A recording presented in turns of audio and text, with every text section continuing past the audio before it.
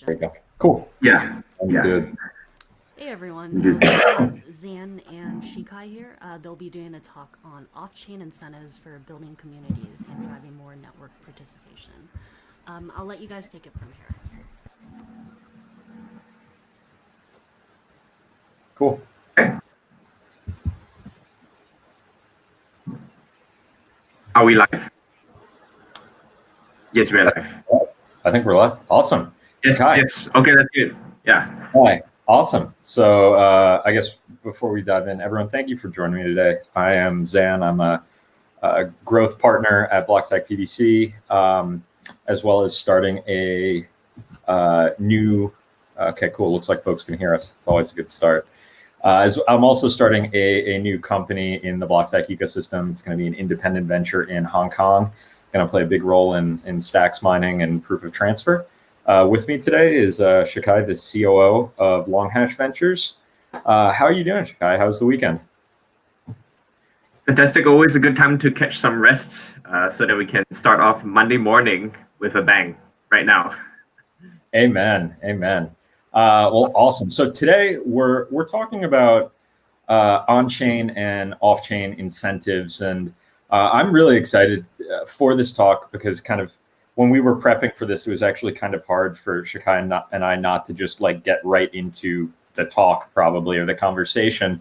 We both have a decent amount of experience over the past few years experimenting with both on-chain and off-chain incentives. And I'm looking forward today to us kind of talking about our experience and how we're using that today to kind of shape how we're using incentivization as a tool going forward. So I guess to start,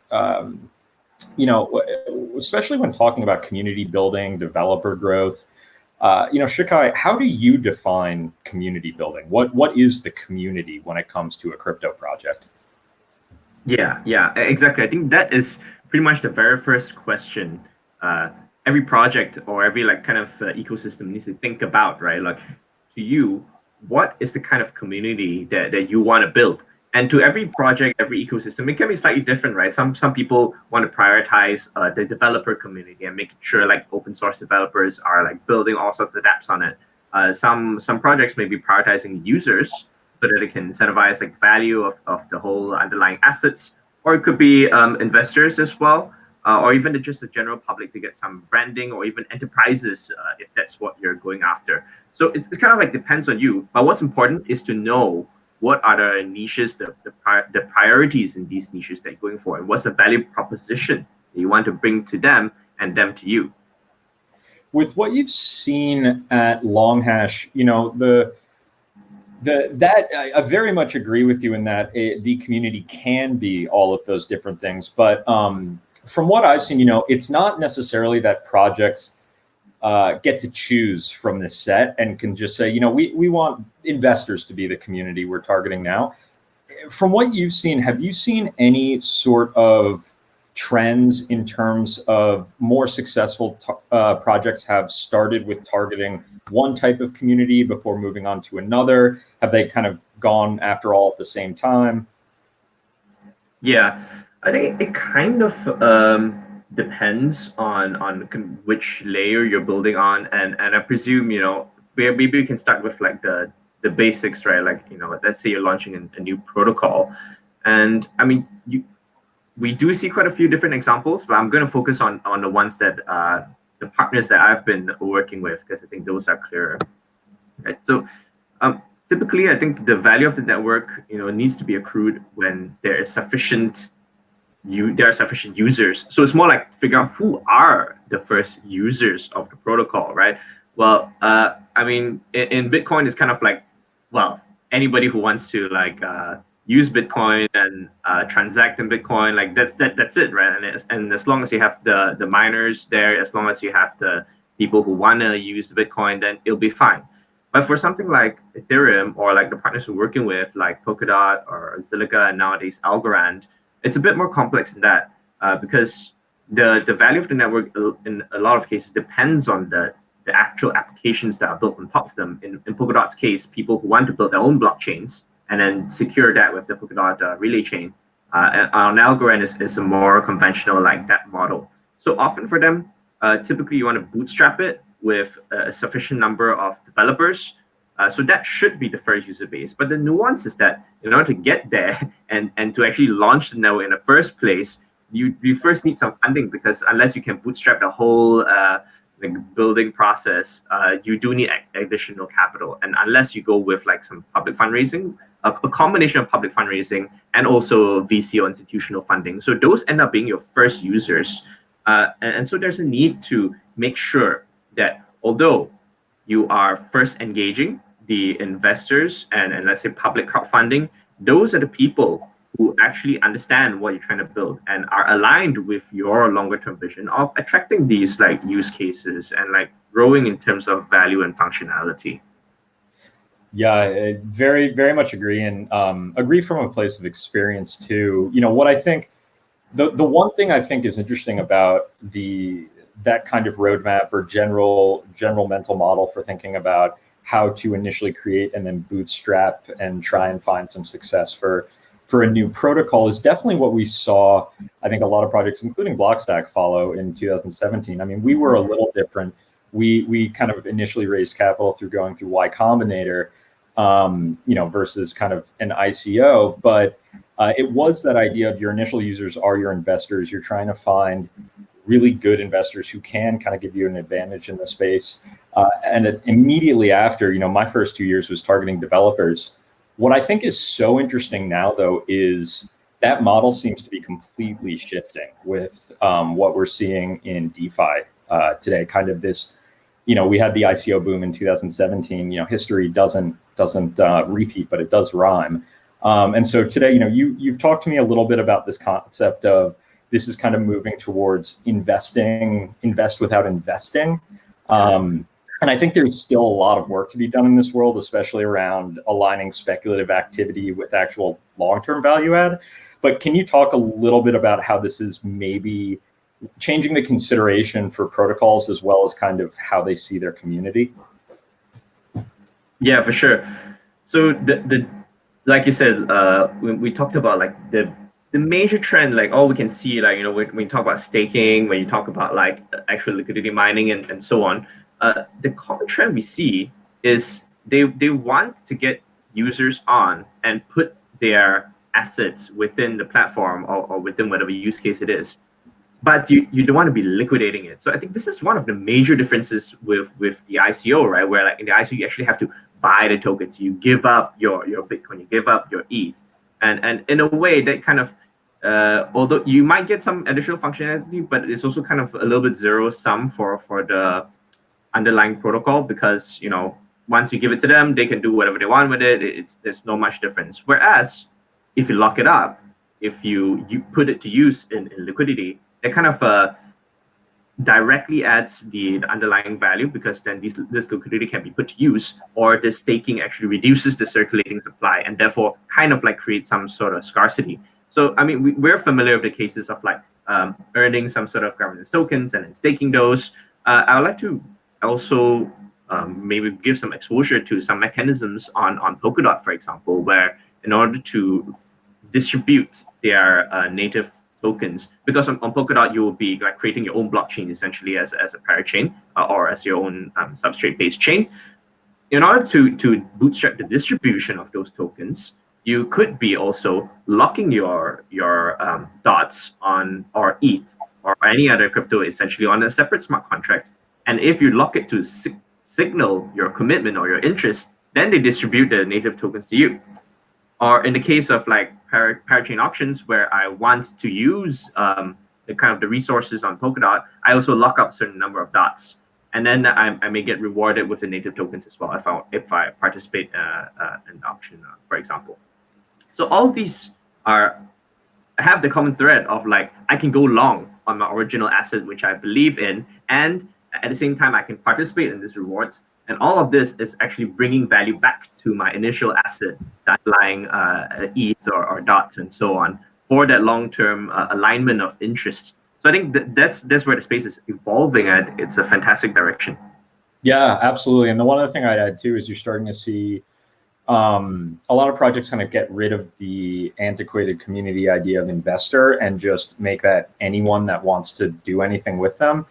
We've had this idea we've called kind of proof of HODL login for a year or so now that we've experimented with. But you're seeing this with apps like, you know, Dex tools on top of Uniswap. If you actually want any functionality out of that, you have to hold 5,000 of their tokens and kind of have that confirmed. And I think we're going to see that model evolve into something much more powerful over time. Right now, I think we're still just kind of in those early experimentation phases. But, you know, I would say what is interesting, and we'll circle back to talk about more on-chain incentives, but everything we've kind of talked about to this point is very on-chain. It's very much, how do you structure your token economics, your token sale, what can you do with the token, how does it incentivize folks who hold it to keep holding it, to accumulate more, so on. How big of a role do you think off-chain incentivization plays in this space? And is it something separate from on-chain, or is it something that it's really one and the same activity? I think, you know, we're both aware that, like, yeah, we talked a bit about this whole, well, what we call rules-based, tokenomics, right? Where you set down a certain number of rules, but in order to get people to understand why these rules were created in the space, so they understand the spirit, or for space for there to be flexibility in how you interpret these rules and what kind of people you want to be like engaging in the ecosystem. I think that's where the off-chain part really comes in. And I mean, these are things that everybody already knows about, right? Everybody does it. So you have like investor programs, you have your social media channels, you go ahead and do your podcasts and interviews. And I think most importantly, spend time personally talking to the first users, or it could be developers, investors that you want to bring on board, and get them to understand and be excited about what you want to build. Because what we see is that nothing really replaces this human interaction. You can't reduce all of the human interaction and understanding and like that faith in the potential of this ecosystem to just like, here are the rules to make it grow. Like ultimately, I mean, protocols and ecosystems are made up of people. And so all of us need to know each other, be convinced, and this humanizes the whole effort and reduces the likelihood that, you know, they're purely like speculators acting out of self-interest, that there are people actually believing in your long-term potential and acting in that spirit as well. Yeah. I mean, you know, this is we spoke about this point a little kind of a week or two ago, but yeah, I mean, I can't agree more with this, because everything that we did at Blockstack is very much, you know, I'm a big believer in the Paul Graham school of do things that do not scale. And, you know, this space, I think is just as relevant in crypto as it is in, you know, general startups. If not slightly, well, it's relevant in a slightly different way. From what I've seen, you know, I think of on-chain and kind of off-chain as you really need to do both, especially if you are a new protocol. And we've certainly had to do both. The challenge, as we kind of got into before, is you have probably 4 or 5 different target groups or users or communities to focus on, which is an exercise in futility if you're trying to go after it all at the same time. The way I've kind of seen some success, and I'm curious if you agree with this, is, you know, on-chain incentives are really global in nature. These networks are global. And so when you're thinking about incentivization on-chain, it's very much, how is this going to move the network on a global level? That is incredibly important, and I think can you know, have much more long-term effects. But while you're doing that, I think off-chain, it's much more of a local thinking, and it's more on the ground. How can we get in front of people? How can we talk to people? To your point, I mean, when we were first starting to build the ecosystem on top of Blockstack, I think I was taking on average like 25 to 30 calls a day with developers who were just interested in the protocol and just had questions. So it is definitely important. Do you think there's enough of that in the space yet? Or is that something that projects are still not fully appreciating? Yeah, I think there definitely is a lot more room to make sure these off-chain efforts are more comprehensive in how we approach them. Because I mean, I do agree that the rules base are or like the on-chain parts are inherently global, right? Like of course anybody can access them. Well, off-chain, there's a certain part that is kind of global, and that is the social media components, right? If you put stuff on Twitter, technically it's accessible to everyone, and you can chat with everyone on Twitter. That's Uh, true. based in Asia, what I see is that that mainly then tends to be a group of like the West, the US, Europe, and so on. And here when we talk about like this somewhat fragmented community here, where you talk about you need your Chinese community in Southeast Asia. Well, there's Singapore, and that's fine, and plenty of people speak English in the region. But some often people prefer to converse in their native languages. So this could be in your Thais, could be in your Philippines, it could be in your Indonesian, and these are large communities as well. So, like you said, there's a need to then localize, find these local community partners or leaders who can then continue to spread the message, or personally come down and actually meet these people who are then able to join.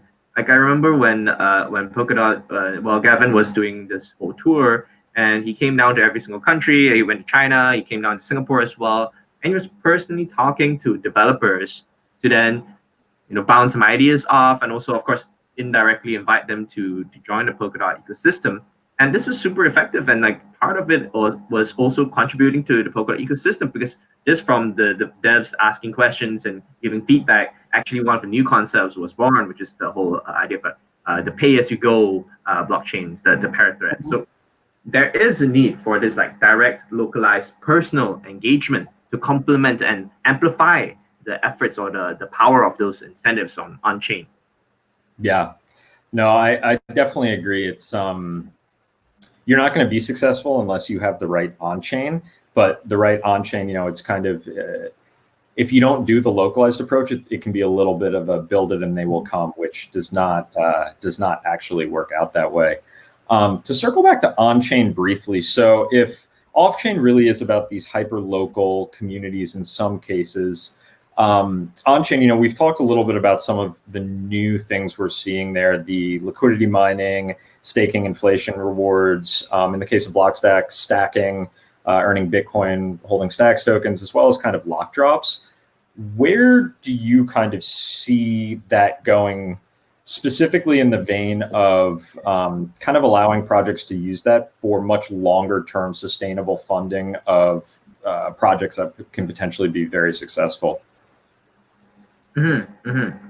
So kind of like where will this continue to develop on the fundraising side, right? Well, let me add a little bit more kind of clarity there too. I think we're seeing a lot of bubbly experimentation, which is always both good and cringeworthy. But I think we're also seeing some pretty serious and also surprising results from some experiments. I mean, Yearn being kind of a great one. Yeah, I'm kind of curious where you see that going in terms of allowing projects to kind of create something that's much more long-term sustainable, and wondering if what Yearn and Wi-Fi have created may be something along those lines. Yeah, yeah. Well, I'm really excited with the whole Yearn model and the idea of even more closely aligning the value adding activity with the funding that's generated and the value that's being created, right? Like the sense that we're kind of disrupting ourselves with the whole like no VC funding, no team allocation, purely just like if you use it, then you mine it kind of approach. And I think that is a really powerful concept of which I'm really excited about, because it brings you back to the more like the co-op kind of experience, where like only if you're a contributor and therefore you can participate and get value from that. While I think that is this one powerful approach, it may not be the only approach as well, because not everybody can afford something that I definitely need to use. There are some instances where you may be building something and you have a use case, but it's bigger than that because you're building kind of a public good. There's need to also like get some funding to fuel the public good and some sort of like initial bootstrapping crowdfunding mechanisms to do that.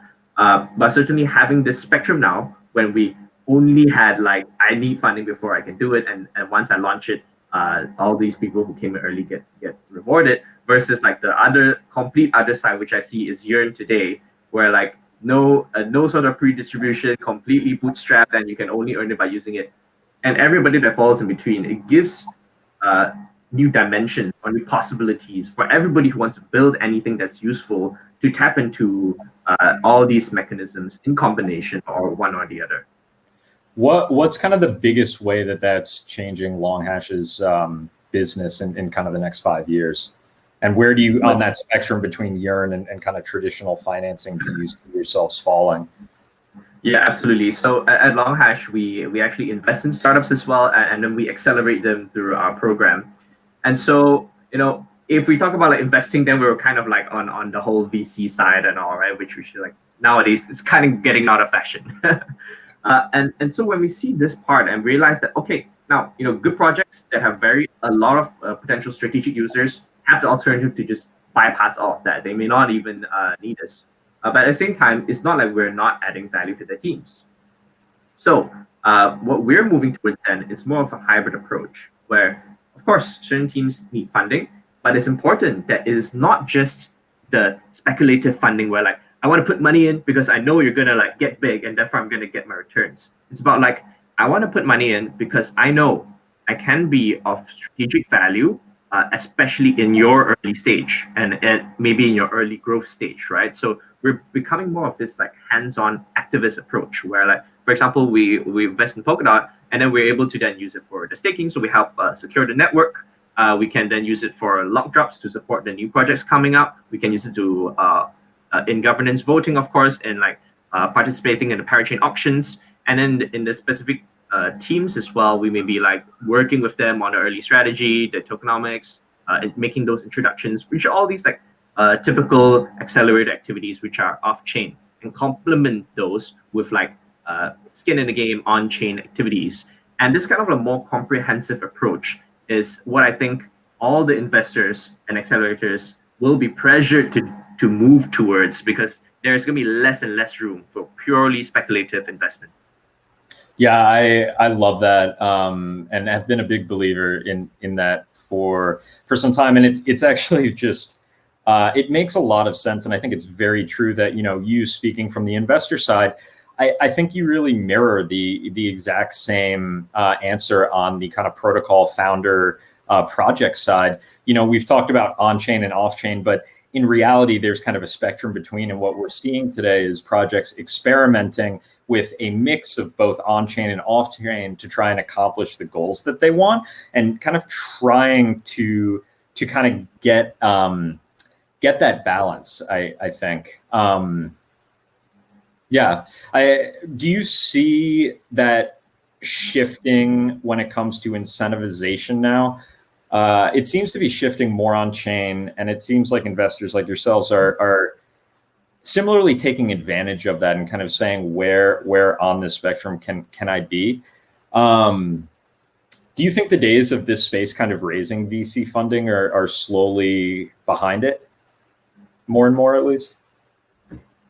I think it will slowly decrease. I actually personally think that the days of like huge VC funding and heavy reliance on VC funding is definitely diminishing. And you can ask the VCs, I think they feel that in the blockchain space, when you have alternatives like just doing liquidity mining or even like just listing straight away on a DEX and so on, then of course with ICO. So definitely agree. But what I would like to kind of maybe shift the conversation a little bit. There are some risks associated with this as well, especially when we look at the whole yield farming phenomenon. When you move things on chain and move things to more open, where like these are not, I mean, they could be anyone, right? And some VCs, what they do have often is the reputation of being able to identify good projects and a track record of doing that. So when you move that towards like anyone can participate and you just set certain incentives and like rules for that, then there is a bigger risk of like people just gaming the system if they can find a way to do so, and they're not actually also invested in your potential long term.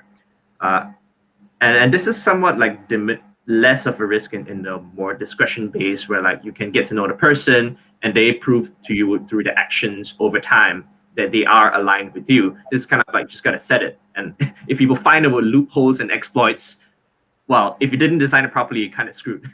Yep. But upfront preparation is required.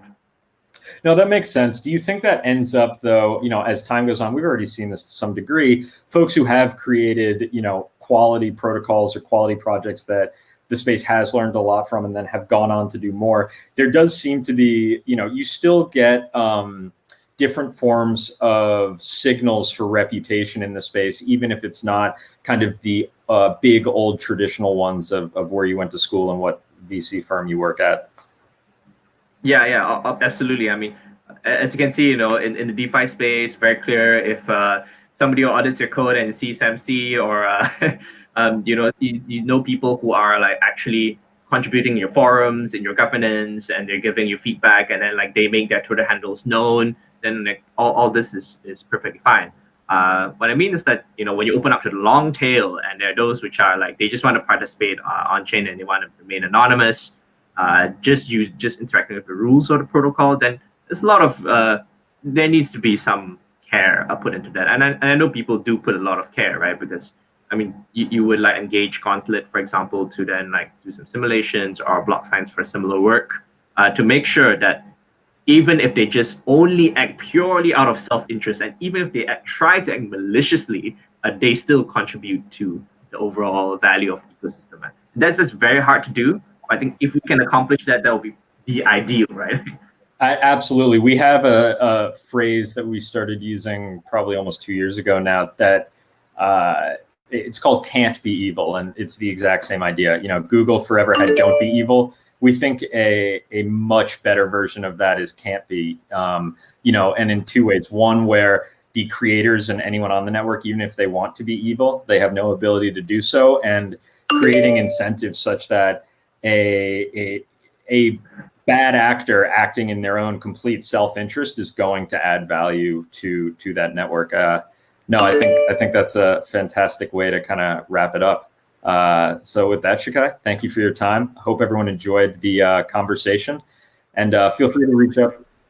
Shinju just joined. I'm getting a big echo. Yeah, a bit of echo from Shinju. Yeah, thank you. Thank you so much, and thank you everybody for tuning in. I hope it has been insightful. I'm really excited to keep following the space. Hope everyone here is as well.